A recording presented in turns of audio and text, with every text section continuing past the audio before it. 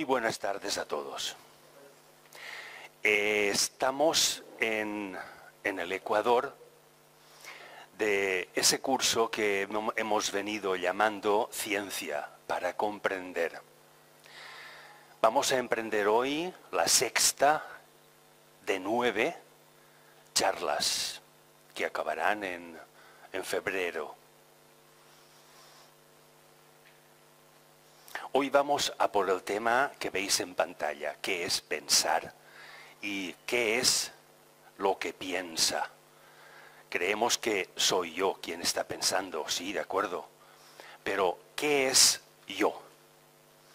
Vamos a verlo un poco minuciosamente de qué estamos constituidos y veréis que lo que piensa, lo que decimos yo pienso, es un conjunto muy grande, muy complejo, una asociación en forma de simbiosis.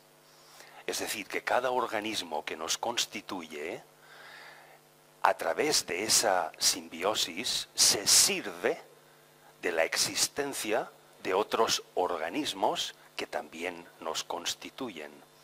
Y cada organismo cumple una función y se beneficia otro organismo y viceversa. Ya os estoy adelantando que quien piensa es un complejo, una asociación, un conjunto organizado. Vamos a ver un poco con detalle en qué consiste ese conjunto que llamamos ser humano. Os hago un rápido repaso de las charlas, de las 5 charlas anteriores. Ya estaréis acostumbrados a este repaso. En la primera vimos y tratamos del hecho científico y quedamos en que todas las charlas iban a estar alrededor de lo que es un hecho científico y relacionamos una idea con un hecho, con una realidad, y eso constituye un hecho científico, precisamente esos dos extremos. En la segunda vimos un poco el origen de la vida y hablamos de la tríada inconsciente, consciente, subconsciente. En la tercera vimos la relación entre energía y materia y lo relacionamos a su vez con el ideal, psicológicamente hablando, y la realidad. Y hablamos de una capacidad, la de convertir a ese ideal en algo real y no imaginario. Y vimos que precisamente ese intento es lo que ha constituido la filosofía de la cuántica. Y empezamos a introducir la física cuántica. En la cuarta vimos, entre otras cosas, aquel misterio de que cuando observamos a una partícula, y os hablé de la observación de un electrón, no vemos el electrón como es en el momento que queremos verlo, sino como era, porque el electrón, por el mero hecho de verse observado, cambia. No es el mismo ni con las mismas propiedades. Por lo tanto, en el aspecto microcósmico, cuando intentamos ver a ese mundo microcósmico, no vemos lo que es, sino lo que ha sido. Cuando hablamos del macro, es al contrario, porque la luz que recorre 300.000 kilómetros en un segundo tarda años luz en llegar a nosotros, y cuando observamos una estrella, un objeto estelar, estamos viendo lo que era y queremos ver lo que es. En fin, esos misterios de la cuántica nos introdujeron para la quinta charla desarrollar en qué se basaba como realidad aquellas ideas de la filosofía de la cuántica.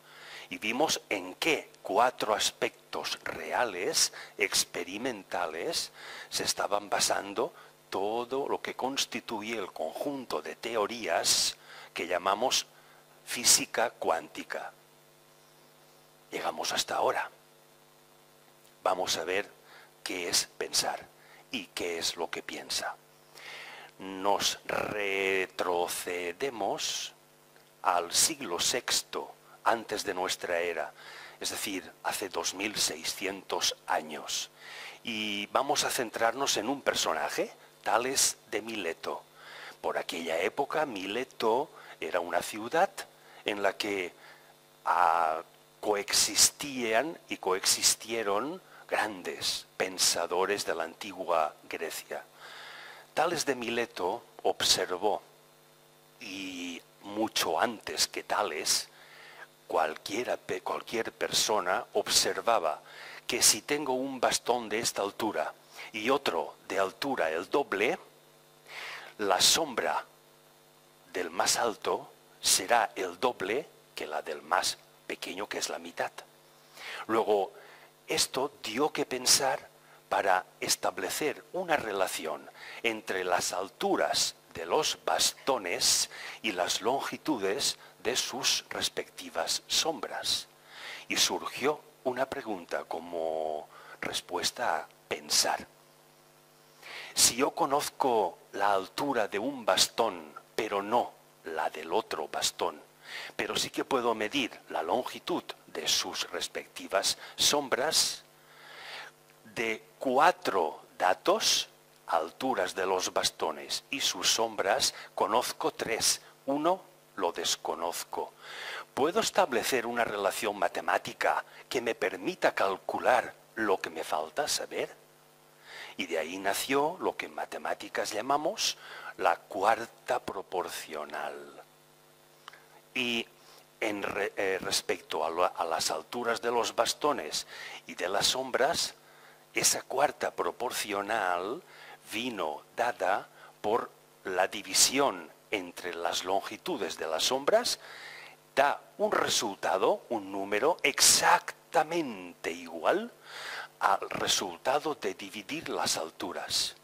Luego se le planteó a Tales de Mileto, de ahí su protagonismo, que los sacerdotes egipcios le pidieron calcular la altura de la pirámide de Keops. Y él dijo, no me hace falta ningún instrumento, no me hace falta nada más que mi propio bastón. Clavó su bastón en la arena y proyectaba esta sombra. La sombra de la pirámide, la sombra exterior era de esta longitud, pero hay una distancia desde donde empieza la pirámide hasta su centro, que eso no es sombra, ahí no entra la luz del sol, pero me hace falta saber toda esta distancia para poder medir y establecer una proporción entre la longitud del bastón y la longitud total de la sombra de la pirámide. Esto es la línea que marca el ortocentro o punto central de la pirámide, que tiene una base cuadrada. Luego, las dos diagonales se cruzan precisamente en ese centro. Esta distancia es exactamente la misma que esta. Tales de Mileto pensó, solución, mido la mitad de la longitud de un lado de la pirámide y tengo lo que vale esta longitud, que es la misma que esta. Le sumo la longitud de la sombra que veo y tengo la distancia total. Y ahora puedo establecer la cuarta proporcional. De esta manera, la sombra total de la pirámide dividida por la sombra del bastón es igual a la altura de la pirámide dividido por la altura del bastón. Como yo desconozco y quiero saber la altura de la pirámide, el método matemático de la cuarta proporcional me dice que tengo que multiplicar en cruz lo que conozco, la sombra de la pirámide multiplicada por la altura de mi bastón. Y lo que resulte lo divido por el que me queda, que es la sombra del bastón. Y eso me dará exactamente la altura de la pirámide. Así les demostró y calculó con un error muy pequeño la altura de la pirámide. Y a partir de entonces quedó fijada esa altura. Como veis, pensar es un proceso. Se empieza teniendo un objetivo. ¿Para qué voy a pensar? Luego, pensar sin objetivo es inútil. Tengo que saber dónde quiero llegar para establecer la realidad, para establecer qué pasos tengo que dar para desde donde estoy, es decir, desde lo que sé, llegar a lo que quiero saber. ¿Qué es pensar? No he encontrado otra definición más exacta que esta. Si alguien la encuentra otra que la cree más exacta, por favor, luego me la cuenta. Formar y ordenar. Dos verbos en infinitivo. Pensamientos. Fijaros en un detalle. Ordenar. ¿Puedo ordenar pensamientos si no los tengo? Evidentemente no. Para ello, primero tengo que formarlos, crearlos. Pero os repito lo de antes. Pensar es con una finalidad, con una meta, con un objetivo. Luego ese objetivo me permitirá primero formar el correspondiente pensamiento. Y si hay más de uno, porque lo habrá, ya que para ejecutar una acción, primero esto, luego aquello, tengo que ejecutar varias subacciones. Luego tengo que ordenarlas jerárquicamente. Primero esta, luego aquella, luego ya estoy pensando. ¿Para qué? ¿Para qué voy a pensar? ¿Cuál es mi objetivo? No voy a definir el objetivo, sino la actividad de pensar, ¿para qué la llevo a cabo? Fijaros dos imágenes muy significativas. Un niño y aparenta un sabio de estos locos, muy payaso, titiritero y incluso muy simpático. Muy bien, vamos a lo serio. ¿Para qué pienso? Por dos motivos. Primero, lo que me expresa el niño, duda. Duda. Segundo, lo que me están expresando ambos, sorpresa. ¿Para qué pienso? Para que el niño que se sorprende por naturaleza cuando le contamos un cuento a un niño, lo que nos parece una tontería, el niño se sorprende.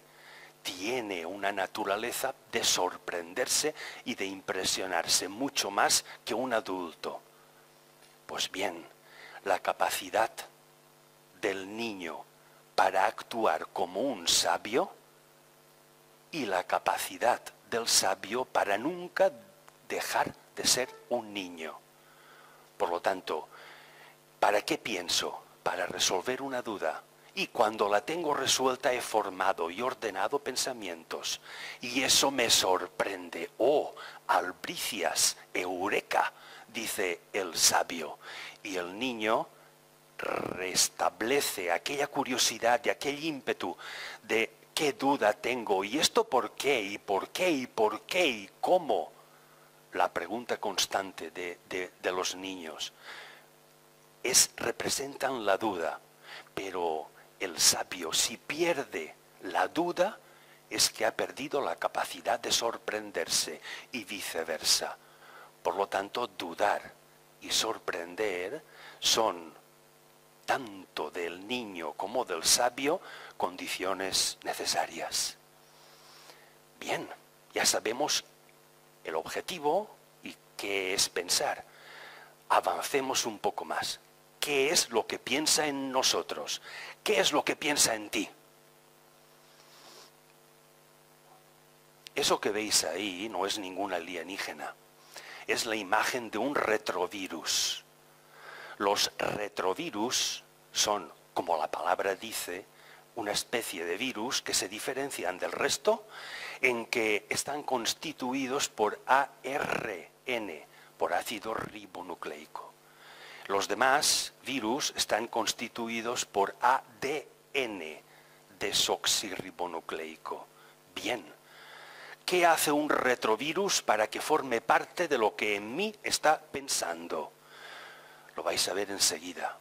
Los retrovirus son estos objetos, bichos, o ves tú a saber lo que es, seres, que son capaces de transformar una parte de su ARN en ADN. ¿Para qué? Para adherirse a las paredes de una célula y formar parte del ADN celular, de manera de que cuando esta célula se reproduzca, se reproducirá también el virus. Y esta propiedad no la tienen otro tipo de virus. Conclusión. Esto que decimos ser humano, tenemos tal cantidad de ADN perteneciente a otros seres, entidades, que no pertenecen a nuestro propio ADN humano, pero que piensan junto con nosotros. ¿Veis la simbiosis? Lo que a mí, como ser humano, me interesa, a los retrovirus también. Y como veremos a continuación, el ADN tiene una meta: reproducirse. Estamos viendo, y ya os lo he dicho antes, que somos un conjunto, una asociación muy compleja. Esta asociación está regida por un órgano, el cerebro. Este órgano que tenemos en la cabeza, cuando somos adultos, tiene aproximadamente entre 80.000 y 100.000 millones de neuronas. Una neurona no piensa, pero cuando se juntan dos o más neuronas, ya tenemos la asociación otra vez. Entonces esa asociación de neuronas empieza a pensar. Y empezar a pensar es establecer lo que en la primera conferencia vimos de idea-hecho, algo que no tiene realidad, transformarlo en la realidad. Eso primero se concibe aquí como idea y luego ARN y ADN, como veremos a continuación. Esa idea se transforma en acción. Ya tenemos ideal y real. Luego pensar tiene, en términos generales, un objetivo: hacer realidad aquello que imaginamos. ¿Qué ocurre cuando imaginamos y no lo transformamos en realidad? Que no estamos desarrollando la actividad pensante al 100%, sino que se queda en un deseo.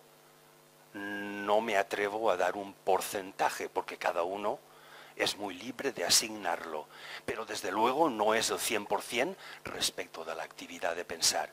Luego, simplemente deseando, imaginando, y algo que es irreal, no se corresponde con lo que estamos hablando de la actividad de pensar, porque no hay un objetivo real, sino imaginario, y se mantiene en el deseo. Y eso tiene mucho que ver con la creencia. Muy bien. Si somos ese conjunto tan complejo y tan, ¿qué es lo que se asocia para que me construya a mí y a cualquiera de vosotros? Fijaros qué sencillo y qué simple es lo que se tiene que asociar. 4 elementos básicos. ¿Por qué coincide con los 4 pilares de la cuántica? Carbono, oxígeno, hidrógeno y nitrógeno. Básicamente, casi el 90% de lo que nos constituye es una mezcla de estos 4 componentes. De hecho, estos 4 componentes forman proteínas. Cuando se asocian proteínas forman aminoácidos. Cuando se asocian aminoácidos me forman un ADN. ¿Y el ADN qué es? Las instrucciones genéticas del ser que ha nacido o que está a punto de nacer. Luego, ¿veis con qué poquito se llega a través de la asociación a tanto? A una complejidad como esto que llamamos ser humano. Os pongo ahí la imagen de un chuf chuf de estos para las moscas que utilizábamos hace unos años, porque es que básicamente somos carbono, oxígeno, hidrógeno y nitrógeno, pero luego hay un leve espolvoreo de otros elementos tales como litio, calcio, azufre, hierro, aluminio y muchos más, pero eso, un leve espolvoreo, muy poquita cosa, pero básicamente aquellos 4. Y ya vimos cómo y dónde se forman el carbono, el oxígeno, el hidrógeno y el nitrógeno en las estrellas, en las supernovas. Y esto es un descubrimiento de la astrofísica de hace escasamente un año. Otra asociación que nos constituye es el llamado sistema clostridial. El sistema clostridial constituye un conjunto de trillones de microbios. Hay un par de kilos en cada uno de nosotros de microbios. ¿Os podéis imaginar la enorme cantidad que son trillones de microbios? Pues de lo que pesamos, una media de 2 kilos somos microbios, otros entes, otros seres. Un microbio no tiene la actividad de pensar que estamos intentando definir aquí, pero ese conjunto de trillones de microbios en simbiosis con el resto de nuestro organismo, que de lo que llamamos ser humano, está pensando. Luego esos 2 kilos, trillones de microbios nos ayudan de una o de otra manera a pensar. El sistema clostridial básicamente está situado en todo lo que es el tracto digestivo. Pero lo interesante es que nuestro sistema inmune, nuestra capacidad de inmunidad frente a enfermedades y el sistema clostridial forman una importantísima simbiosis en cada uno de nosotros. Si nuestro sistema inmune se debilita, empiezan a morir gran cantidad de esta fauna microbiana, fauna o flora. No sé si son animales o vegetales, pero microbios empiezan a desaparecer, que luego se regenerarán. Lo mismo ocurre con nuestro sistema clostridial. Si se debilita, automáticamente nos debilitamos en cuanto a nuestro sistema inmunitario y podemos con mayor facilidad ponernos enfermos. ¿En qué consiste este sistema clostridial y todo este conjunto que llamamos ser humano? Consiste en lo que os decía antes de los retrovirus, que una gran parte de nuestro propio ADN no nos pertenece como humanidad, sino que forma parte del ADN de otros seres, de otras entidades, aquellos retrovirus, que cuando se asocian forman microbios, etc. ¿Veis que hay una asociación que lo de abajo y lo pequeño es necesario que se agrupe a otras cosas para que constituya otra cosa grande? Muy bien, el genoma de todos estos microbios es 150 veces aproximadamente más complejo y más difícil de entender que nuestro propio genoma humano. Es decir, que si hemos entendido en genética algo de lo que constituye las instrucciones del ADN para que nuestras células se reproduzcan, eso es la 150ª parte de lo que entendemos del genoma microbiano, lo cual quiere decir que entendemos muy poco. ¿Desde cuándo pensamos? Vamos a ver desde cuándo hemos iniciado esta actividad de pensar. Y aquí os voy a resumir 4.000 millones de años, casi res, en un día. Vamos a hipotéticamente creer que esos 4.000 millones de años duran 12 horas. Vamos a ver en qué hora, o en qué minuto, o en qué segundo hemos aparecido en la faz de la Tierra y por lo tanto hemos empezado a pensar. Desde las 12 de la noche hasta las 4 de la madrugada de ese hipotético día, no existimos, no existen seres identificados como vivientes, porque nuestro planeta es una caldera de, se calcula, 6.000 grados, los mismos como mínimo que tiene la superficie de nuestro Sol, y allí no creemos que pueda existir algo con vida. Es decir, todo esto es un conjunto magmático como si fuera una bola inmensa de lava. Han pasado 4 horas de nuestro hipotético día. Y ahora, ojo a este detalle, porque desde las 4 de la madrugada hasta las 20:30, hasta las 8:30 de la tarde, prácticamente casi todo el día, todavía no hay seres vivos, pero empiezan a desarrollarse por asociación unos organismos celulares. Empieza el sistema de que el ARN empieza a convertirse en ADN y empiezan a definirse células, que es el primer ser viviente que construirá a un organismo complejo.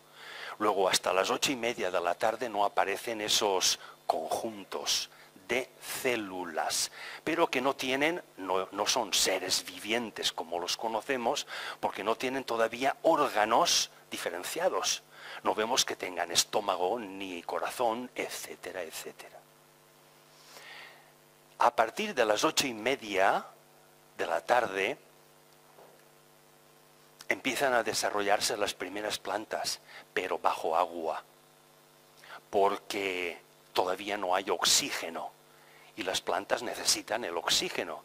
Como no hay oxígeno atmosférico, tienen que desarrollarse en medio acuático, tanto agua dulce como salada, pero medio acuático. Aparecen las primeras plantas acuáticas a partir de las 8:30 de la tarde. Continuemos con nuestro hipotético día. Cuando faltan 10 minutos para las 9 de la noche, empiezan a aparecer las primeras medusas, los primeros organismos que tienen movimientos, aparato digestivo, y ya pueden decidir, ya pueden seleccionar qué es lo que voy a comer. Luego ya empiezan a ser organismos. A las 9:05 aparecen otros seres mucho más complejos que las propias medusas, los trilobites, ammonites, etcétera, etcétera. Seres mucho más organizados y complejos. Cuando faltan 5 minutos para las 10 de la noche, empiezan a aparecer las primeras plantas terrestres. ¿Por qué? Porque empieza a haber oxígeno en la atmósfera debido a 2 datos. La disminución de la temperatura del planeta, de esa bola magmática, y la evaporación del agua entonces existente.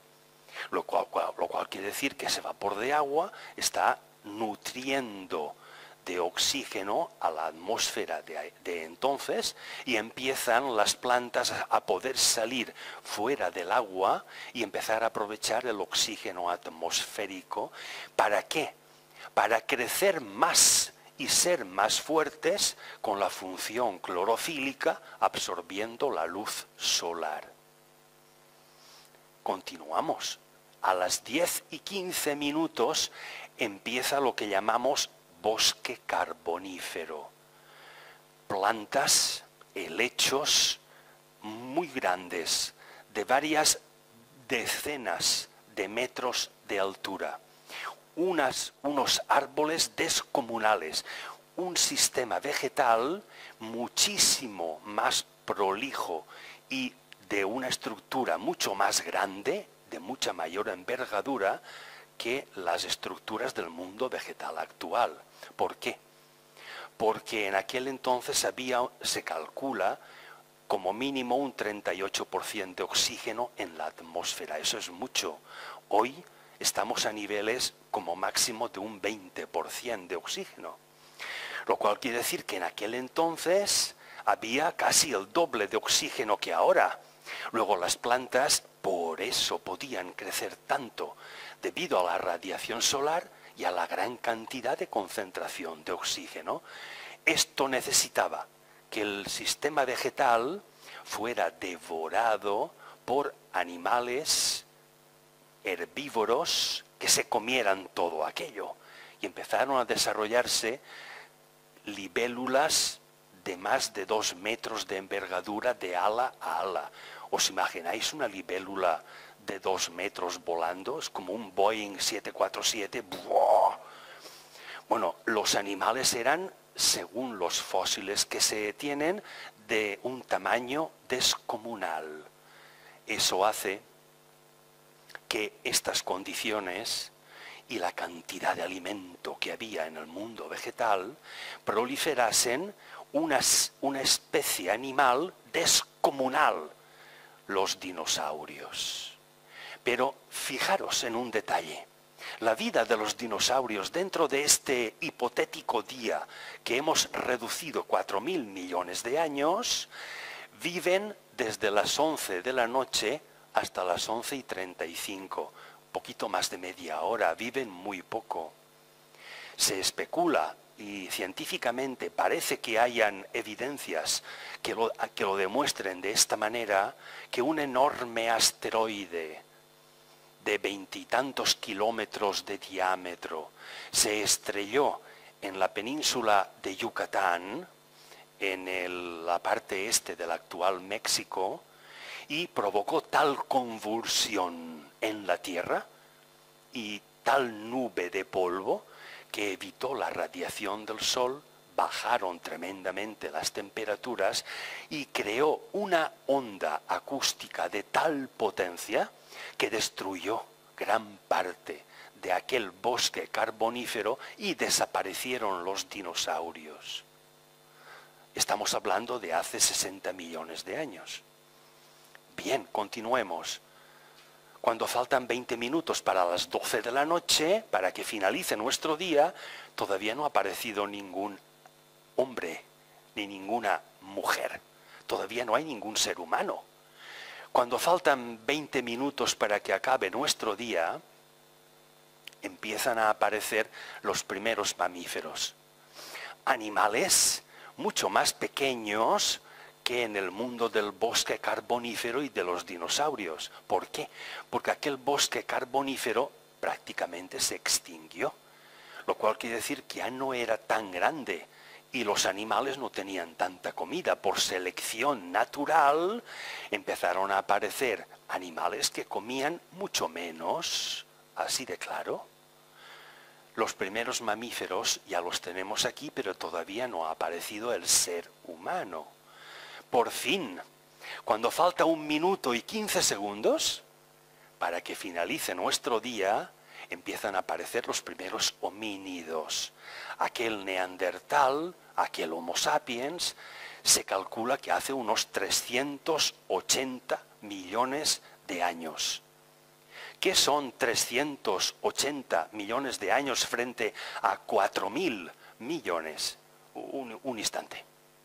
Luego hace un instante que estamos viviendo sobre la faz de la Tierra. Conclusión, hace un instante que estamos pensando. Hace muy poquito que la Tierra, el planeta, se beneficia o se perjudica de la actividad que llamamos pensar. Y si hace tan poquito y estamos produciendo los efectos que sean, ¿podría ser este un motivo de recapitulación?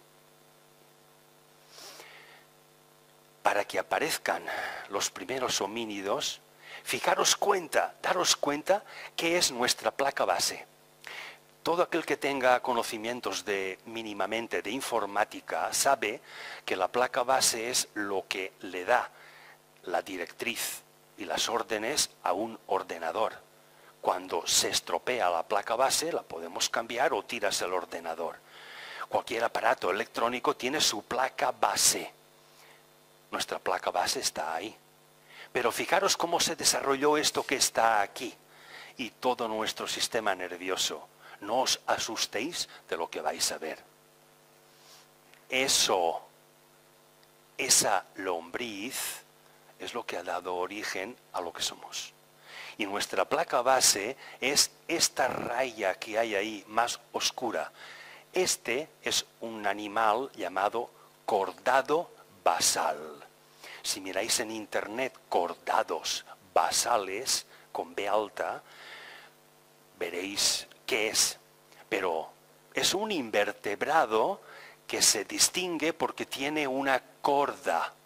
Esa corda, cuando ha necesitado desarrollar determinadas funciones que no eran las del propio gusano, esa corda se fracciona en partes y cada parte regirá a un determinado órgano. Eso ha dado lugar a dos, digamos, cordas, entre comillas, en lo que llamamos ser humano. La primera, ósea, la médula espinal, la columna vertebral. Y la segunda, todo nuestro sistema nervioso. Luego, todo lo que somos ha empezado en esta placa base, en esta insignificancia. Continuemos. Cuando esta cosa, este cordado basal, ha empezado a adaptarse en el medio en que vive y a dejar de comer lo que comía para comer otra cosa, bien siendo herbívoro u omnívoro, ha producido un cambio en su comportamiento. ¿Qué es lo que observa la biología, en concreto la genética? Que activa una transformación del ADN para que este animalito se transforme en otra cosa mucho más compleja y sea esa complejidad mayor lo que dé lugar a otro ser que por evolución llegamos hasta nosotros, que decimos que pensamos. ¿Qué es lo que ha traído a esto? Y también es uno de los últimos descubrimientos de la genética, concretamente a partir de 2012. Esta cosa, ese código, el gen ARGAP11B. Hay varias modalidades del gen ARGAP. Pero es precisamente un cambio, una adaptación de un ser lo que activa este gen, que puede estar tanto en los retrovirus como en el sistema clostridial, ves tú a saber dónde, pero está en lo que llamamos ser humano, que cuando cambiamos de actitud, cambiamos de opinión y transformamos un pensamiento que no teníamos en una acción que tampoco la veníamos ejercitando, ese cambio, esa adaptación es gracias a esta cosa, a ese gen. De manera de que si habían retrovirus que tenían la costumbre de adherirse a las paredes de determinadas células que constituían moléculas de un determinado órgano dentro de nosotros, al cambiar este gen, nuestro propio ADN, las moléculas nuevas por adaptación evitarán que ese sistema clostridial no se adapte y evitarán que los mismos retrovirus anteriores se adhieran, ya no se adherirán. Lo cual quiere decir que estaríamos disminuyendo el genoma microbiano y aumentando el propio genoma humano. ¿Veis la diferencia? Luego, es la adaptación, es el cambio en la manera de pensar y el que sea capaz de relacionar ese nuevo pensamiento con una acción nueva. Esto es lo que pone en acción activa este gen que modificará toda mi estructura. Me verán por la calle y me reconocerán exactamente igual que el año anterior. Pero yo no soy el mismo. Hay una parte de mi ADN, de sistema clostridial, etcétera, etcétera. Che tú, hay una parte de mi constitución que ha cambiado por completo. Y esto nos lleva... A ver, ¿vale? Va bien, sí. Esto nos lleva a que podamos relacionar la mente, que es la capacidad de formar y ordenar pensamientos, con la acción. Y la acción de adaptarme implica una relación con mi entorno, con las personas en las que me relaciono. Fijaros qué frase está definiendo la mente y la relación humana, la relación entre seres humanos. Os he puesto ahí la imagen de una persona oriental porque este es un proverbio oriental. Fijaros qué bonito. Si caminas solo, irás más rápido, pero si caminas acompañado, llegarás más lejos. Luego, si somos capaces de vivir acompañados, podemos llegar más lejos, tradúzcase. Podemos cambiar más nuestro ADN y que aumente nuestro propio genoma humano y que disminuya el genoma de todos aquellas cosas que nos constituyen. ¿Cómo sabemos, científicamente hablando y con certeza, lo que os estoy exponiendo? ¿De dónde viene este conocimiento y la realidad de este conocimiento? De un detalle. El detalle es lo que en medicina se conoce como la resonancia magnética funcional. La resonancia magnética funcional permite establecer con detalle qué zona del cerebro está activa en cualquier momento, en cualquier persona. Y no solo eso, sino calcular el número con una exactitud asombrosa, el número de neuronas que en esta zona en rojo están activas y en esta otra. Y saber si hay conexión entre esos dos grupos de neuronas o no. Esto lo permite la actual resonancia magnética funcional. Con esa exactitud de detalles, aquí tenéis una visión lateral y una visión vertical desde arriba de la misma radiografía.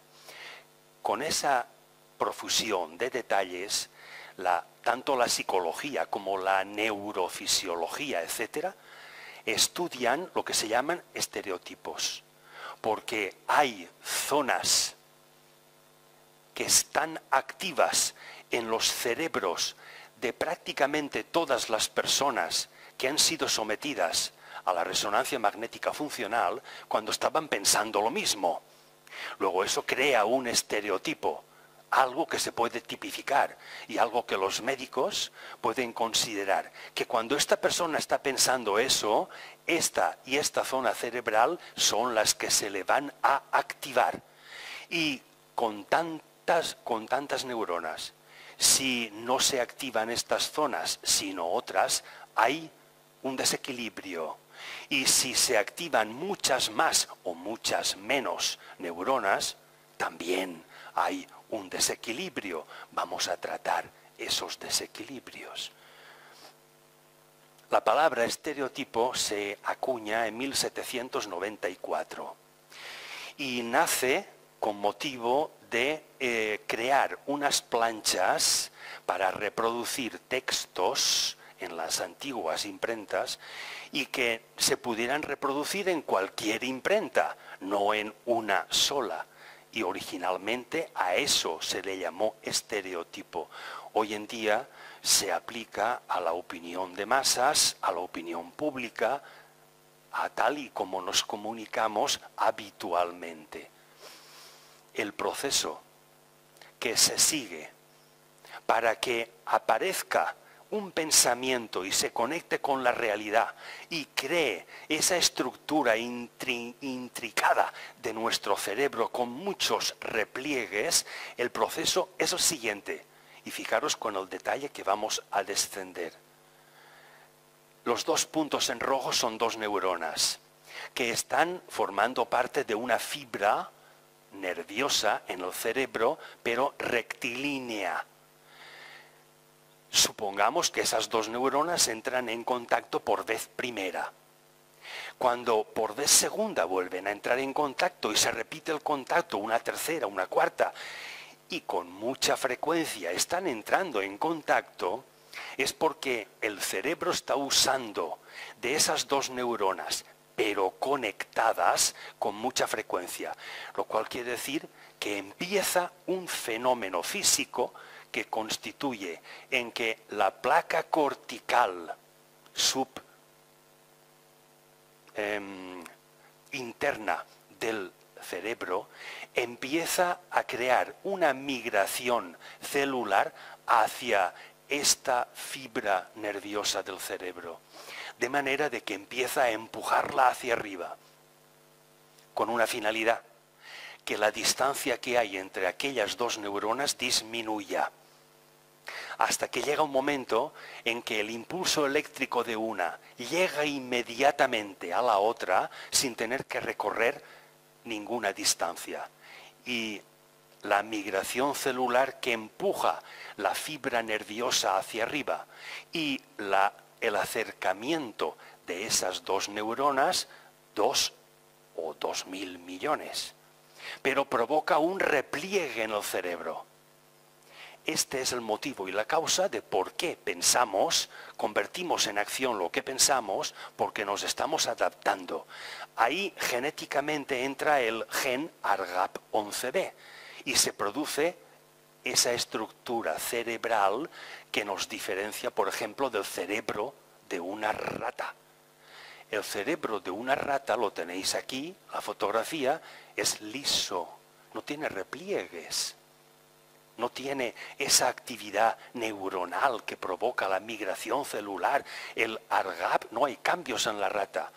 Todos los animales que se rigen por su instinto tienen un cerebro parecido al de la rata, con ninguno o con muy pocos repliegues. Estamos circunscribiendo la acción de pensar a lo que llamamos humanidad. Muy bien. Si la cualidad de pensar le llamamos mente, ¿cómo podríamos definir a la mente respecto y usando de todo lo que estamos hablando? La podemos definir como una capacidad. ¿Para qué? Para reconocer estados propios y estados ajenos. ¿Para qué necesito conocer mi propio estado y el estado de otra persona? Para adaptarme. Y si me adapto, activaré el gen ARGAP, disminuiré el genoma microbiano y aumentaré mi propio humano. Lo cual quiere decir que estoy contribuyendo a la, no sé si llamarlo, pero ¿por qué no?, a la purificación de la especie humana, a que el ser humano sea cada vez más inteligente y menos instintivo. Si la cualidad que define a una mente y la actividad de este gen es la adaptación, hay dos condiciones. Hay que cumplir dos condiciones y veréis que son obvias. La primera, que cuando nos relacionemos con otros, dejemos de inyectarles nuestro propio estado. Tenemos reconocimiento de nuestro propio estado, pero no tenemos reconocimiento del estado del otro. Y queremos transmitirle que comprenda mi estado. Bueno, pues el intento de contar, mira, es que me ha pasado, es que yo creo, es que yo. Esto es el intento de transmitir inyectando en el otro mi propio estado y esperando que el otro reaccione como yo espero que reaccione, compadeciéndome y siempre dándome ánimos.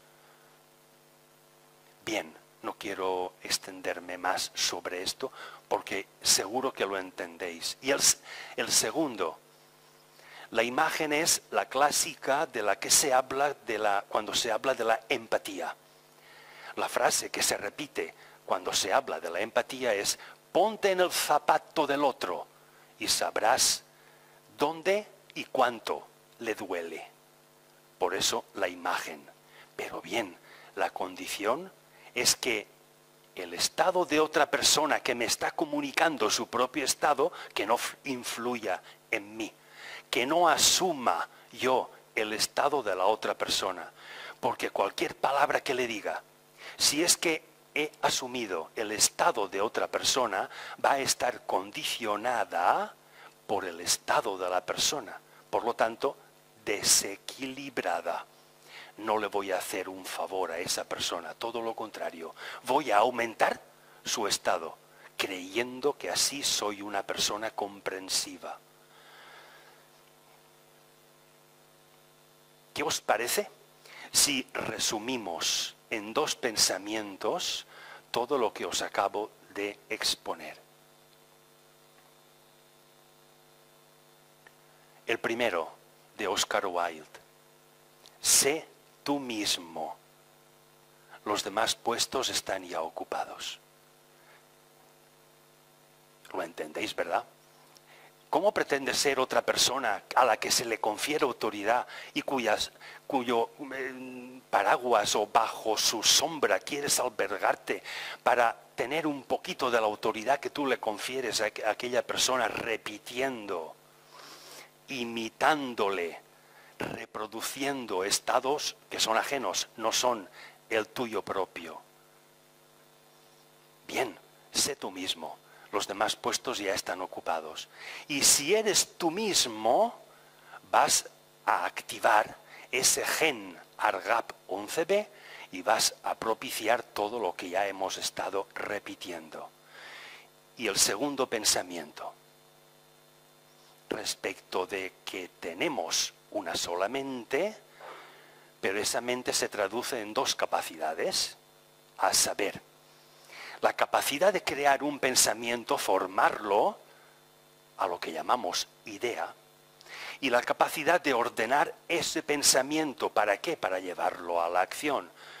Mente abstracta, mente concreta. La misma mente, pero 2 capacidades. Muy bien.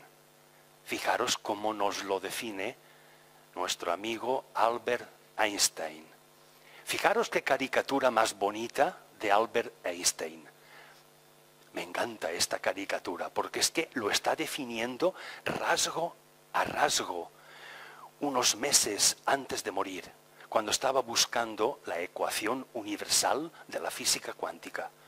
Pretendía reducir a un sistema matemático las 4 fuerzas universales que constituyen lo que llamamos universo. Pues bien, os la leo. La mente intuitiva, esa mente abstracta, es un regalo sagrado. La mente racional, esa que ordena para llevar a la acción, es su fiel sirviente. Y ahora vuelve a la sociedad. Hemos creado una sociedad que honra al sirviente y olvida el regalo. Es decir, la inmensa mayoría de nosotros hacemos caso a lo concreto y no somos capaces de vivir en una abstracción para crear un pensamiento nuevo y que esto derive en una nueva acción, lo cual quiere decir que la mayoría de nosotros quizá no estemos propiciando que el gen ARGAP11B se active. ¿Por qué? Porque nos cuesta mucho adaptarnos. Tenemos el culo pegado al sillón y esto es lo que nos hace permanecer cómodos. y seguros y acompañados. Pero de ese acompañamiento cabría preguntarse si vamos a llegar tan lejos. Vamos a algo práctico que creo que nos definirá un poco más concretamente a esa mente intuitiva y a esa mente racional. Algo con lo que nos podemos quedar, porque no resulta fácil memorizar la definición de Einstein. Pero con este algo práctico podemos interpretar que la mente intuitiva, esa capacidad de abstracción, la podemos suscitar y despertar en nosotros para que empiece a activar el gen del cambio con el acuerdo. Y daros cuenta que hay dos aspectos del acuerdo. Primero, acuerdo conmigo mismo y luego acuerdo con mi entorno y con las personas con las que me relaciono. Lo cual quiere decir una simbiosis, otra vez asociación, entre lo que yo pienso y lo que el entorno y los demás también piensan. Y eso hace que me adapte. Si yo hago lo mismo y otra persona también, todos intentamos adaptarnos y todos entramos en este proceso. Y la humanidad en conjunto tiene este gen del cambio en marcha. La mente racional la potenciamos con la relación. Un individuo aislado tiene mucha menos capacidad de adaptación que un individuo que se relaciona. Por lo tanto, la mente concreta es la que lleva a cabo y realiza esa adaptación, esa ordenación de pensamientos. Pero la mente intuitiva, con el acuerdo, tanto conmigo mismo como con el entorno, hace que cree un pensamiento de acuerdo con ambas partes. ¿Hay mejor y más amplio acuerdo que ese? ¿Que mi entorno no rechace y yo mismo tampoco? Bien, pues ya tenemos aquí un aspecto práctico de ambas cualidades inherentes a la mente o a la capacidad de cada uno de nosotros. Eso hará que aquella diapositiva del niño y del sabio, con la duda y con la sorpresa, que no merme jamás, que dudemos de todo lo que creemos que sabemos, porque esa constante duda hará una constante adaptación y una constante búsqueda de respuestas. Y esto es lo que mantiene en constancia el gen ARGAP, el del cambio, en que moléculas que hay en mí dejen de reproducirse tal y como son y que el ADN, porque ha cambiado, cambie la estructura molecular. No quiere decir que aquel carbono, hidrógeno, oxígeno y nitrógeno vayan a ser sustituidos, ni mucho menos. Pero sí que quiere decir que se van a asociar de manera diferente. Por lo tanto, unos microgramos o milimicras de hidrógeno, por ejemplo, que hay en mí, si hay un cambio en mi estructura celular, probablemente aumente o disminuya esa cantidad ínfima de hidrógeno que hay en mí. Aparentemente yo soy el mismo, pero hay algo en mi estructura celular que ha cambiado. Y ese cambio permanecerá en el carbono, en el hidrógeno, en el nitrógeno y en el oxígeno como átomos que son. Y como tales átomos, sabéis que básicamente están formados por tres tipos de partículas.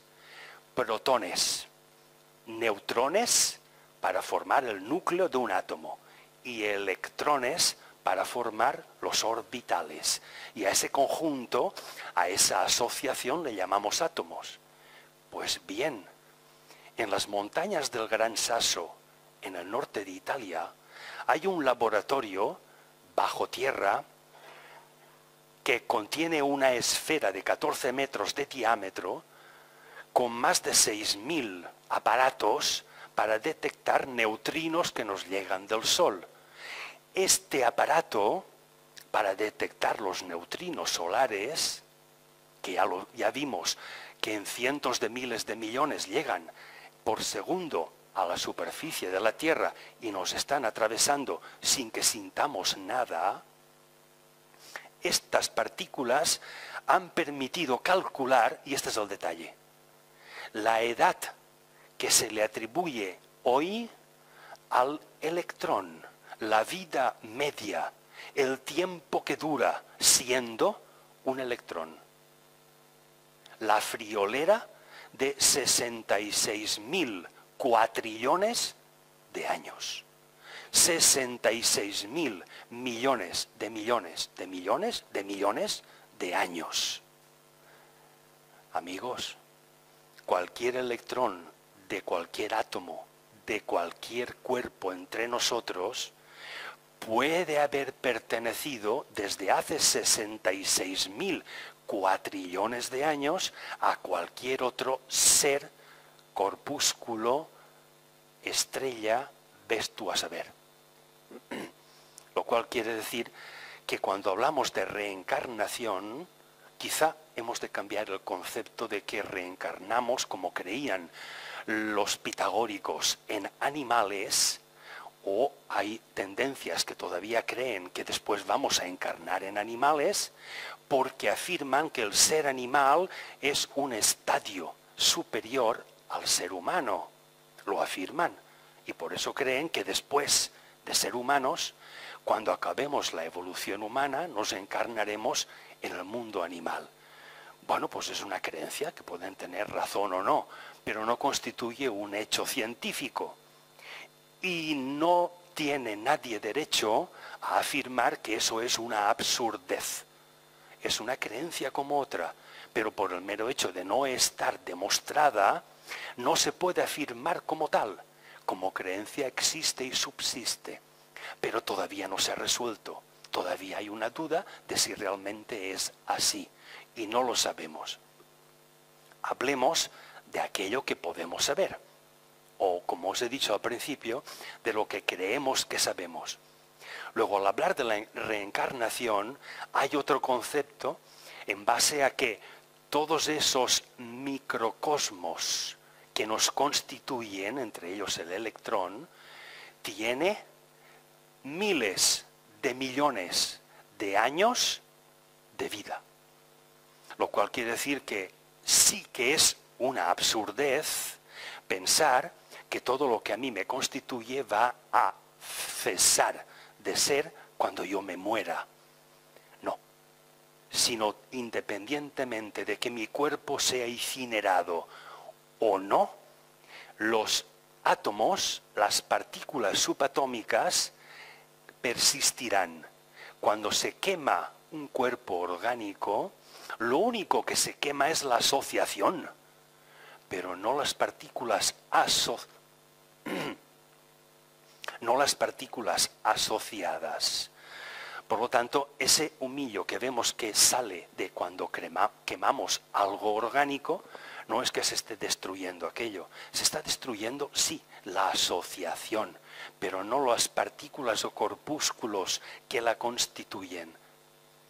Daros cuenta de que en el fondo de los océanos se descubrió allá por la década de los años 70 unas fumarolas en las que más de 100 grados de temperatura hay en la salida de los gases de la fumarola.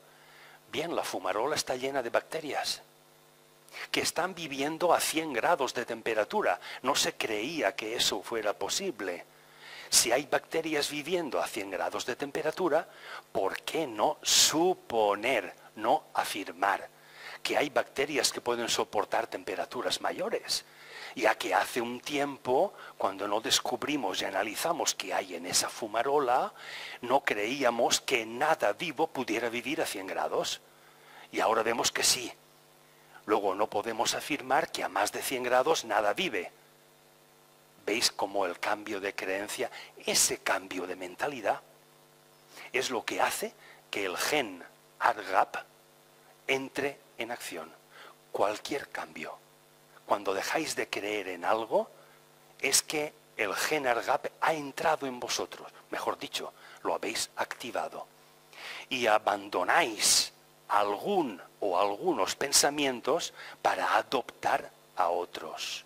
Ese cambio, aunque os muráis, os incineren, etc., ese cambio la humanidad no lo va a perder. Porque esa enormidad que tiene un electrón, ojo, el protón tiene una vida media mucho más larga que la del electrón.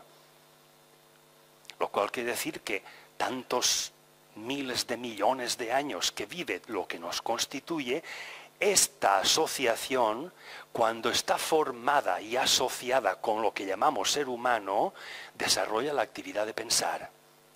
Pero ¿hay tal actividad cuando la asociación se destruye? No lo sabemos. Por eso os he puesto el ejemplo de que una neurona no piensa. Pero cuando se asocia con otras neuronas empieza el proceso de pensar. Luego, lo que piensa es la asociación. Y ya sabéis las dos condiciones para que una asociación active el gen de la adaptación, de la duda y de la sorpresa, ese gen identificado con el código como ARGAP 11B. Bien, nada más. Ahora estoy a vuestra disposición. Si queréis que os cuente alguna otra cosa, que incida sobre algo, alguna pregunta, y muchísimas gracias por vuestra atención. Muchas gracias.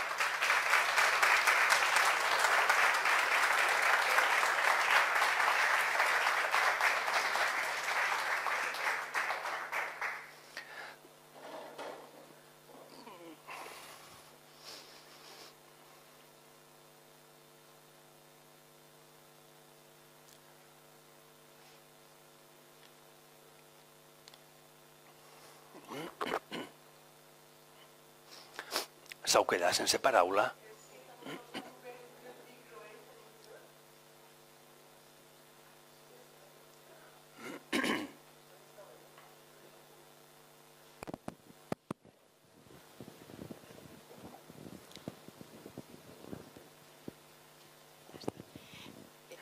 Eloi, yo querría que explicaras un poquito cómo puede ser, si hay duda y sorpresa, para que surja un poco el interés para llegar a ese cambio, ¿cómo puede eso estar relacionado con el acuerdo? Si parece que el acuerdo sea cosa de adaptación ya. O sea, yo para estar sorprendido o dudoso, debo estar en desacuerdo, ¿no? ¿O es solo el principio, el desacuerdo, para llegar luego a un acuerdo? El desacuerdo es la duda y la sorpresa que obtienes cuando das una respuesta a esa duda, que ya el desacuerdo desaparece.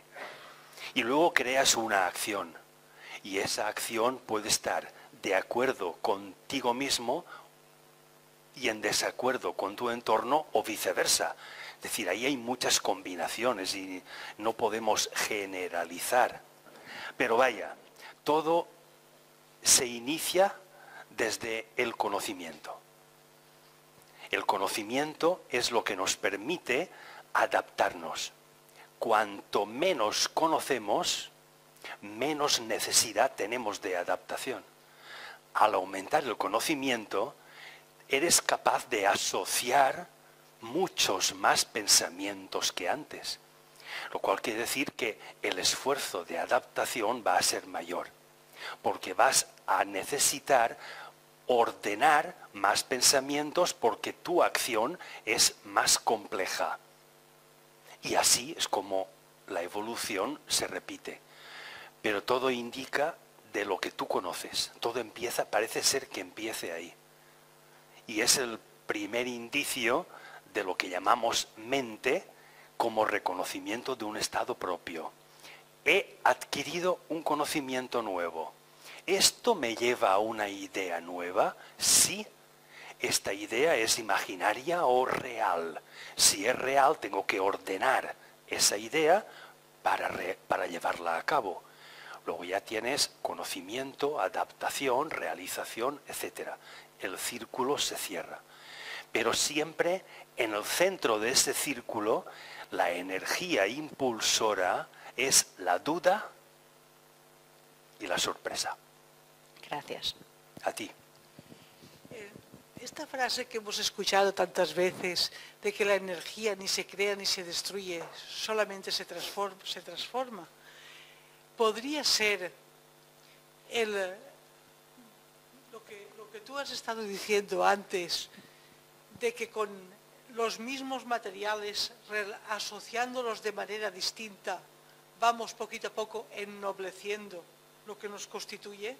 Claro. Primero lo físico, pero después de lo físico habrá que ennoblecer otras cosas, las emociones y los pensamientos. Sí. Puede ser relacionarlos con la vida de este electrón, todas estas cosas que se ha estado diciendo.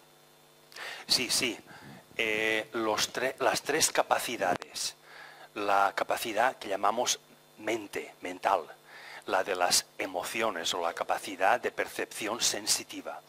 Y luego la capacidad física de movimiento y de actuación tienen que estar coordinadas. Si tu mente te propicia algo que tú imaginas y deseas, pero eres incapaz de transformarlo en acción, porque no existe tal acción, entonces se rompe el círculo. Esto crea un desequilibrio y ese desequilibrio pues hace que no tengas una mente conectada con la realidad. Y si eso persiste y aumenta y dura, pues la imaginación es lo que se adueña de una persona y no la realidad. Hay un rompimiento de este tramado. No sé si te referías a algo así.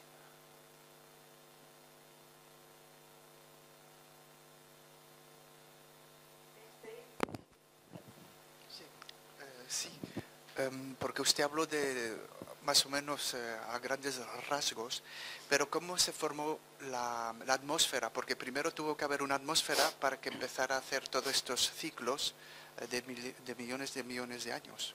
¿Cuál es la teoría? Lo que se ha podido demostrar es que el azufre y el metano predominaban cuando la Tierra era una bola magmática. Al no haber oxígeno no había ningún ser vivo de lo que hoy conceptuamos como ser vivo.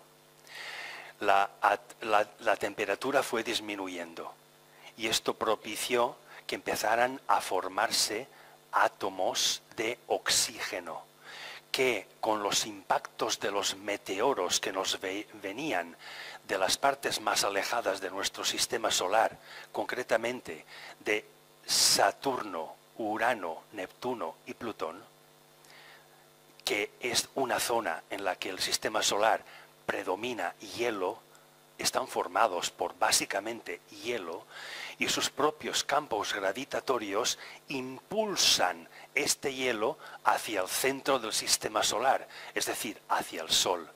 Cuando la Tierra era magmática, recibía estos impulsos de enormes témpanos de hielo, pero debido a la temperatura se evaporaban y empezaron a crear una atmósfera en la que había hidrógeno y oxígeno, lo clásico del agua, lo característico.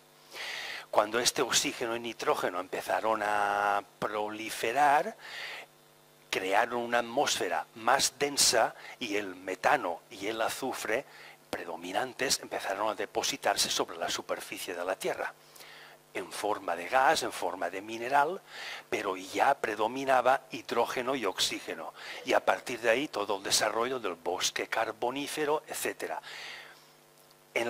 Antes del bosque carbonífero todavía no había ozono, lo cual quiere decir que el ozono es una molécula de oxígeno, O2, combinada con un átomo de oxígeno, O2 con uno de O, forma el O3, que es el ozono.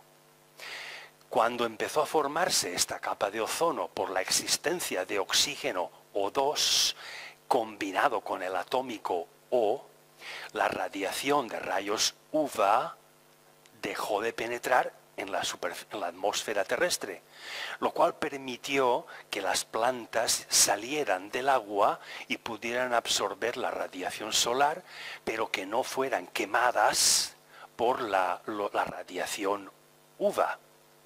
Entonces, cuando esta capa de ozono fue engrosándose, hizo que se concentrara en toda la atmósfera hidrógeno, oxígeno, y empezó el ciclo. Pero el hidrógeno, el oxígeno, el carbono y el hidrógeno está demostrado que se forman en las supernovas, en el mundo estelar, en la última fase de la vida de una estrella, cuando temperatura y presión disminuyen hasta el grado de unos 120.000 o 150.000 grados. Y entonces esa gran temperatura permite que empiecen a fusionarse dos átomos de hidrógeno para formar uno de helio. A su vez, permite que dos de helio o tres se fundan y formen uno de berilio o uno de carbono. Y permite que uno de carbono con uno de helio se funda y cree un átomo de oxígeno. Todo eso en las estrellas. Y todo eso formando parte de los vientos solares y estelares es lo que es transportado por corrientes cósmicas que atraviesan todo el mundo sideral. Toda esa combinación de carbono, hidrógeno, oxígeno y nitrógeno es lo que al asociarse, y la asociación es por la fuerza de la gravedad, permite la creación de microorganismos celulares en base a que han aparecido proteínas, de proteínas aminoácidos ADN, etc. Luego, el ciclo de la vida, respetando todas las creencias y mitos de las religiones o de cualquier filosofía que diga algo diferente, respetando todo eso, todas esas creencias no se han podido demostrar, ni una sola. Pero el estudio de la espectrografía cósmica, de aquellos minerales que vemos que hay por el espectrograma que se reproduce, el mismo, cuando decimos en aquella estrella tiene un núcleo de hierro, o el núcleo de nuestra Tierra está formado por hierro fundido, básicamente.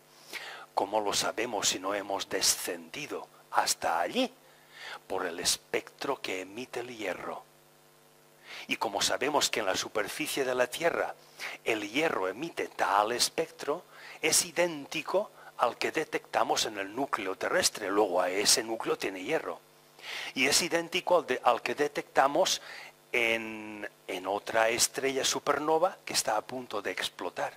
Y está formando hierro, oro, iridio, un sinfín de metales y no metales. Por la espectrografía sabemos qué es lo que constituye a esa estrella. Y los campos gravitatorios entre estrellas, sistemas solares y galaxias hace que aparezcan corrientes de aire que transportan los átomos de estos minerales hasta que llega a un lugar en que en vez de una corriente se forma un remolino.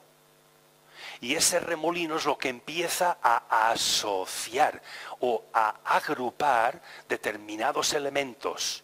Y el más común es el hidrógeno. Y cuando hablamos de elementos pesados, el más común es, uno de los más comunes, el hierro y el silicio. Cuando esto ocurre, vemos que por asociación aparecen núcleos estelares con ciertas características. Aparece un planeta, aparece una estrella con su sistema solar, etcétera, etcétera. Y toda esta constitución cósmica está formada por los mismos electrones que hoy estamos usando aquí en la Tierra y que han podido ser usados a saber dónde y cuándo. Ya os he contado el hecho de que cuando un científico consigue aislar en un laboratorio a un protón, sin poderlo controlar, y esto es gordo, sin poderlo controlar y sin saber cuándo ni por dónde vendrá, aparece un electrón. Y el científico no puede controlar. Ahora va a aparecer, ni si aparecerá por aquí, no sabe cómo, por dónde. Lo que sí sabe es que el electrón se mueve a la velocidad de la luz. 300.000 kilómetros por segundo. Solo con que tarde unos pocos minutos, ese electrón que aparece en el laboratorio del científico ha venido más allá de nuestro propio sistema solar. Ha venido de la Vía Láctea o mucho más allá, a saber si viene de Betelgeuse o de Andrómeda o a saber de dónde. Pero aquí me llega un electrón para revestir a ese protón y hacer un átomo artificial de hidrógeno. Y ese sistema de creación artificial de elementos minerales, de elementos del reino mineral, es lo que hace que podemos usar hoy en día los aparatos electrónicos, porque estamos creando una serie de materiales llamados metamateriales, superconductores de la electricidad, y además con unas características mucho más definidas que los materiales existentes en la propia naturaleza. Luego estamos creando naturaleza por el conocimiento científico que tenemos. Y estos teléfonos móviles y todos estos aparatos electrónicos tienen parte de esos materiales artificiales creados en laboratorio, por el simple hecho de que tú aísla protones y espera a ver qué ocurre. No ocurre lo mismo si aíslas 1, 2, 3 o 20. Pero depende de los protones que aísles, acudirá cierto número de electrones y aparecerá un átomo medio artificial. O puedes combinar distintos materiales para crear por fusión otro material nuevo con distintas proporciones. Esto es lo que se hace en laboratorio. Y ahora se está experimentando con lo que se llama antimateria. No es que sea un antiátomo, es que tiene propiedades totalmente contrarias a la materia. Es lógico pensar que si yo tengo en la mano un balón y lo empujo hacia vosotros, el balón seguirá esa trayectoria e irá hacia vosotros. ¿Verdad que eso es lógico? Pues bien, la antimateria hace justo al revés.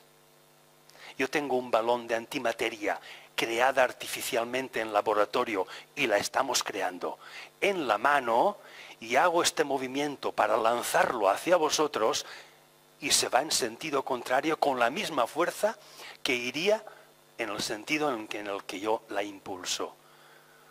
Creéroslo, porque es verdad. Lo podéis mirar en internet, preguntar, etc. Es curioso, ¿verdad? Pues estamos intentando aprovechar las propiedades de eso que estamos llamando antimateria.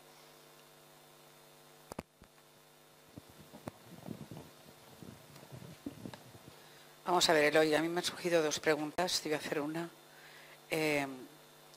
Hablamos de que pensar es formar, ordenar pensamientos y para qué. Bien, ahora sabes que está muy en boga de hace además muchísimo tiempo el tema de la meditación. Y la meditación es precisamente el no pensar. Ser conscientes de que no voy a pensar, voy a dejar mi mente en blanco. ¿Tú le encuentras alguna utilidad al tema de la meditación o no? ¿Qué te parece? Sí y no. Sí, en cuanto a que es útil para que si te molesta continuar pensando en lo que estás pensando, dejes de hacerlo. Pero tú te crees que estás dejando de pensar. Sin embargo, estás pensando en dejar de pensar. Luego tú no has dejado de pensar. Tú no puedes evitar. Y yo al menos no puedo hacerlo. Yo no sé si alguien podrá hacerlo. Pero no conozco a nadie que me demuestre, no que diga, que conozco a mucha gente que lo dice, pero no conozco a alguien que haya podido demostrar que efectivamente se deja de pensar. Porque en el momento en que dejas de pensar, la resonancia magnética funcional no detectaría ni una sola neurona activa en tu cerebro. Y eso no es así. Siempre, incluso dormidos, hay neuronas en nuestro cerebro que están activas. El cerebro consume el 25% de la glucosa de todo el cuerpo, cuando ocupa solamente el 2% de nuestro cuerpo, el 2% de nuestro peso. Luego, ¿cómo ese 1,5 kilos está consumiendo la 1/4 parte de toda la glucosa de mi organismo? Porque ni de noche ni de día deja de estar activo. Siempre hay una actividad cerebral. Sí, porque tú de noche, tu corazón late. Te acuestas y a lo mejor no has terminado de hacer la digestión. ¿Tú controlas la digestión? No. Bueno, vamos a lo que has preguntado de la meditación. Sí que es útil para entrar en la práctica de dejar de pensar cuando quieres hacerlo y no consigues hacerlo.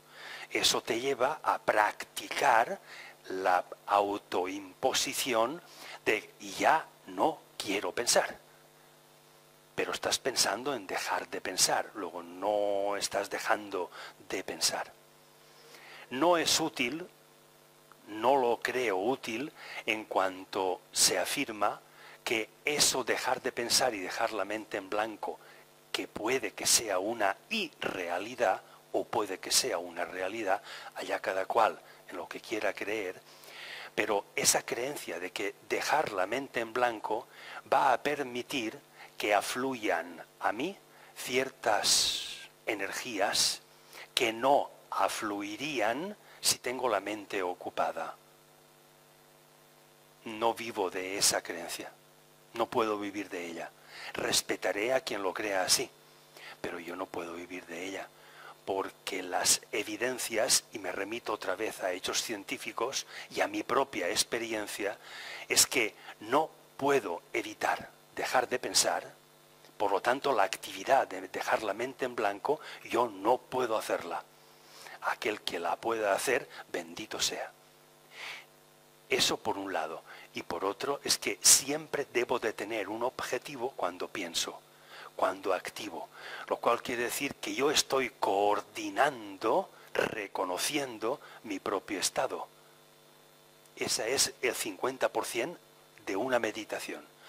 El otro 50% es reconocer el estado ajeno, el estado de lo que hay fuera de mí. Y con las dos mitades, crear, formar un pensamiento y luego ordenarlo. Me remito a lo mismo. Pero darle una utilidad creyendo que la tiene, todo el mundo tenemos derecho a creer en lo que creamos que es verdadero. Pero para mí no es una realidad. Eso de la meditación y la finalidad que se pretende que se lleve a cabo con la meditación. Ya te digo que es útil para algo, pero puede que no sea útil para un fin determinado. Pero bueno, cada cual tiene derecho.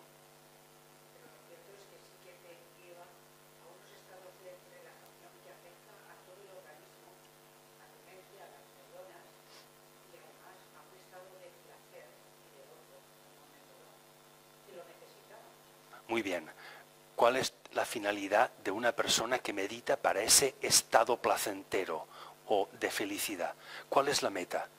La sensación de placer, de esa sensación de paz, se queda ahí y así durante todos los años de su vida hasta que muera, buscando esa sensación, buscando esa quietud, esa paz.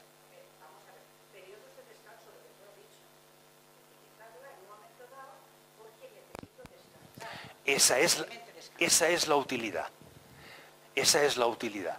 Pero te darás cuenta de que cuando ya eres maestro en esa práctica, cuando una persona ya está ducha en esa práctica y ya no tiene que esforzarse para hacerlo, tiene que pasar a otra fase. Ya le resulta inútil, porque ya no le beneficia y ya no hay nada superior a eso. Y ese estado que experimenta placer y paz la primera vez, la segunda busca que el placer y la paz sea mayor la sensación a la anterior. La tercera, que sea mayor a las otras dos. Y así sucesivamente. Cuando toma conciencia de que no está obteniendo aquella satisfacción placentera que obtenía antes, empezará a perder interés por lo que está haciendo. Empieza la duda. Y cuando encuentra una respuesta, viene la sorpresa. Y ya lo he encontrado. Si se traduce en acción, perfecto. Y si no, se puede quedar otra vez en la experimentación placentera, pero distinta. Y así pasan los años de una experimentación placentera distinta de otra y de otra y de otra y de otra, hasta que te das cuenta y vuelves a ser consciente de que hay algo más que rige toda sensación de paz y toda sensación placentera. Y que la sensación de haber hecho algo y haberlo llevado a cabo es muchísimo más placentera y complaciente que no la que se queda sin llevarlo a cabo.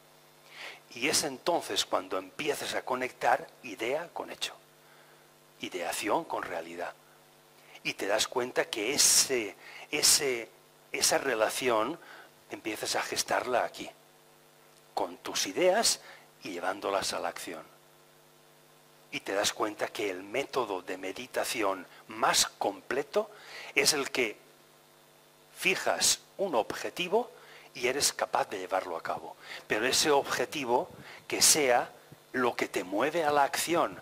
Por eso en la resonancia magnética, la radiografía que habéis visto antes, hay dos zonas diferenciadas en el cerebro. Una alberga la idea. Una es ese conjunto de neuronas que son el soporte físico de la idea que acabamos de concebir. Y la otra es la que pone en práctica y mueve tu cuerpo para la acción. Si solamente hay una zona, es que no llevas a la acción, te quedas en la sensación placentera. Disculpa, abuso un poquito de ti. Dice Einstein, yo creo que estás enamorado de Einstein. ¿Qué dice? ¿Qué dice? La mente intuitiva es un regalo sagrado. La mente intuitiva. ¿De dónde viene esa intuición? ¿Y por qué le dices sagrado, según tú? Empezaré por la segunda. Le dice sagrado porque Einstein cree que es lo más elevado que un ser humano puede tener. Y le dice intuitiva porque todo lo que lleva esa acepción no está transformado en realidad. Tú intuyes algo y la intuición tiene más de sensación que de realidad. Y esa sensación queda incompleta si no lo transformas en realidad. Y entonces, cuando lo transformas en realidad, aparece la mente racional y desaparece la intuitiva. Es decir, actúa una y no la otra. Y cuando la mente racional ha entrado en acción y has hecho aquello que ideaste, la mente racional entonces se calla, se cierra, ya no hay acción. Y entonces vuelve a abrirse y a crearte otra duda, la mente intuitiva. Y te está azuzando para que crees otra idea. Y es la mente intuitiva la que te está achuchando para ello. ¿No será eso la conciencia? La conciencia es la relación. La relación entre ambas mentes es lo que llamamos conciencia. Si no hay relación, no hay conciencia. Gracias. Y si no hay conciencia, entre el instrumento inconsciente y el consciente, que siempre hay un puente, ese puente se ha roto. Pero cuando sí que hay relación entre la mente intuitiva y la mente racional, hay un puente construido entre la idea y la acción. entre esas dos, en la radiografía del cerebro, entre esas dos zonas del cerebro iluminadas en rojo. Una de la intuición o mente intuitiva que tiene que mantener energetizadas a esas neuronas y otra que energetiza a otras neuronas que son las que llevan a la acción a un ser humano. Esa coordinación que llamamos conciencia, puente, relación, es lo que nos caracteriza como seres mentales. Pero si no hay relación, desaparece esa cualidad y aparecemos seres más sensitivos, sensibleros y por lo tanto no intuitivos, sino instintivos, que no es lo mismo. Gracias.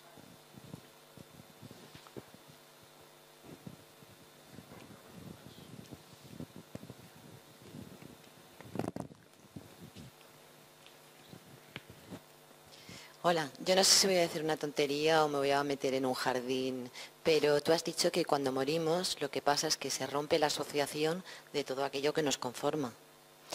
Has dicho también que ni quemando ni incinerando el cuerpo eso desaparece. ¿Dónde va eso? Y por otro lado, reencarnarnos significaría que se vuelve a hacer la misma asociación con todos los elementos que nos conformaban. Parece que no puede demostrarse, científicamente hablando, que se repita la misma asociación. Parece que no hay demostración fehaciente sobre que esa asociación se repite de la misma manera. Prueba de ello, el 99,8% del ADN de las personas que estamos aquí es idéntico. Solamente nos diferenciamos en el 0,2% de nuestro ADN.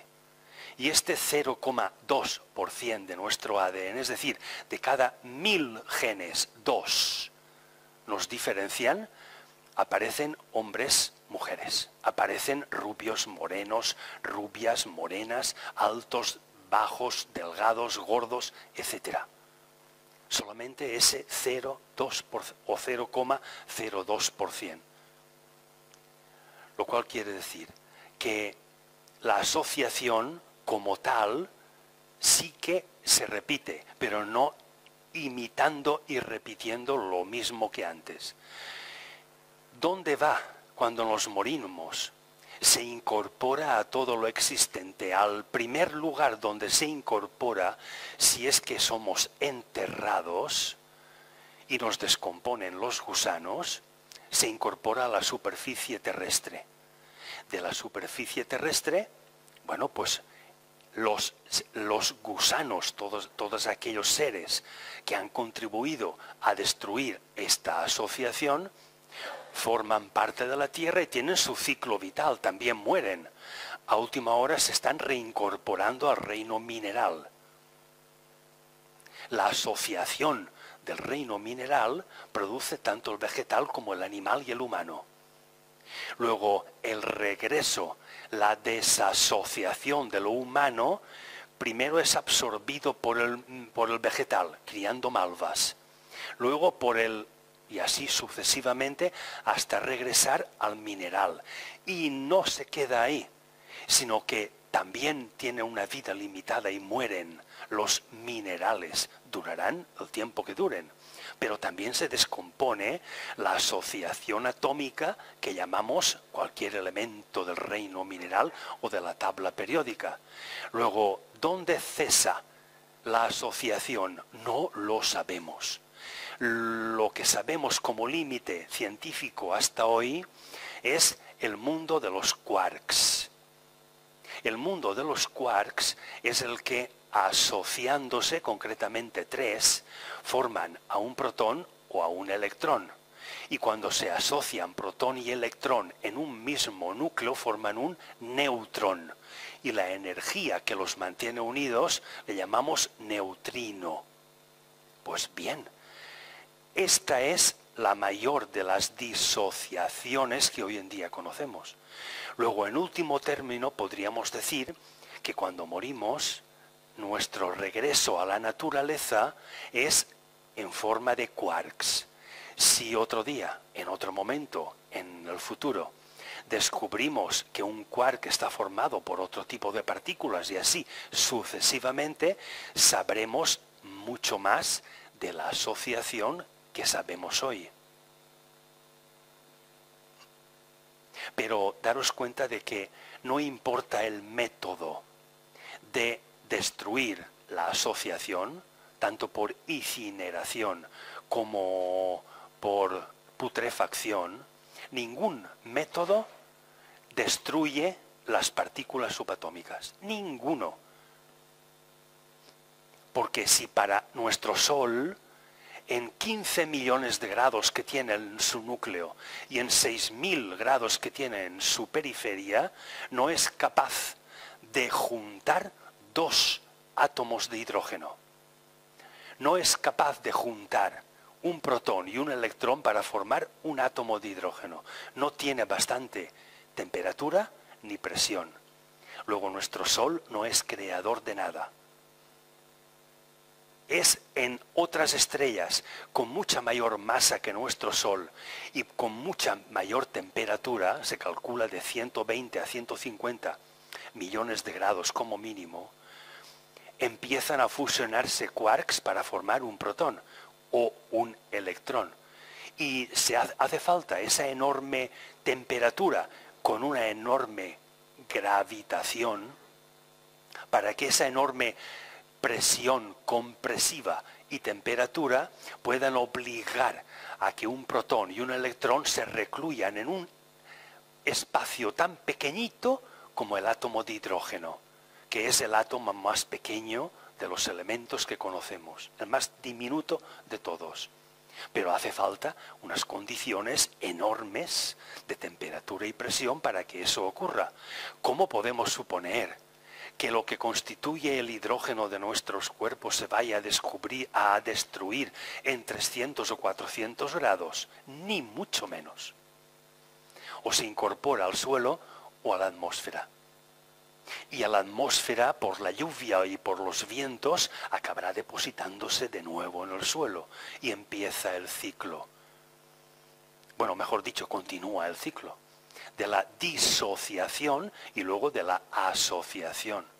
Fijaros lo que se ha demostrado últimamente, y es que una mina de pirita, por ejemplo, situado en el bloque terráqueo en la parte oeste, y otra mina de pirita situada en el bloque terráqueo en la parte este, es decir, dos bloques del mismo mineral, pero diametralmente opuestos al bloque terráqueo, se están atrayendo para juntarse. Y se ha calculado la fuerza de atracción. ¿Qué es la gravedad? La suma de todas las fuerzas atractivas de todo lo que constituye, lo que existe, no solamente en el globo terráqueo formando parte tanto de la periferia como del interior, sino todo lo que hay en su superficie. Todo eso forma una infinidad de vectores de fuerzas que tienen una resultante, solo una, y a esa una la llamamos gravedad, que es lo que nos mantiene pegados en la Tierra. ¿Podéis concebir que gracias a esa fuerza de gravedad, si esto es la bola de la Tierra, los que viven en la parte sur, en el polo sur, en la parte de abajo, ¿cómo creéis que viven? ¿Están viviendo cabeza abajo o cabeza arriba? Están viviendo cabeza abajo. Están viviendo cabeza abajo. ¿Cómo que no es posible? Si tú coges un balón y colocas un ninot imitando la figura humana arriba, dale la vuelta. Cuando llegas aquí no está cabeza abajo. No puede vivir cabeza arriba porque vivirían con la cabeza pegada al suelo. Ese globo, esa pelota, hazla más grande, más grande, más grande, más grande, más grande. Dale 20 no sé 2.000 kilómetros que tiene el diámetro de la Tierra. Dale esa dimensión. El ninot no continuará estando cabeza abajo por muy grande que sea. Como hay personas que les cuesta pensar que los del hemisferio sur viven cabeza abajo, todavía hay filosofías, creencias, páginas web y bloggers, que afirman y reafirman e intentan justificar la absurdez de que la Tierra es plana y de que nos están engañando. ¿A quién están engañando, criatura? Por el amor de Dios. Pero bueno, cada cual es muy dueño de creer aquello que le plazca. ¿Y por qué vamos a privar de la satisfacción que tiene una persona de decir, es que la Tierra es plana? Pues dejémosle que disfrute, pobrecito.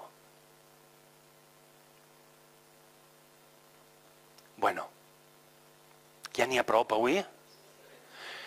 Muchas gracias a todos.